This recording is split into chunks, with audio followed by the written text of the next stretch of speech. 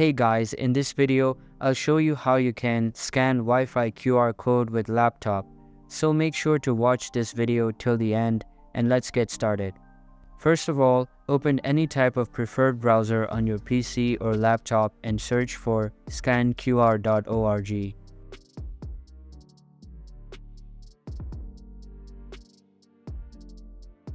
The website will open up here. Scroll down a little bit and click on the left side box to select the QR code image in order to scan it. Select the image and the embedded link or content will be displayed in the right side column. Since it is just an example, I have used a random QR code. So I will just copy the content and paste it into a new tab to access it. And that's how you can scan Wi-Fi QR code with laptop. Hope you like the video. Thanks.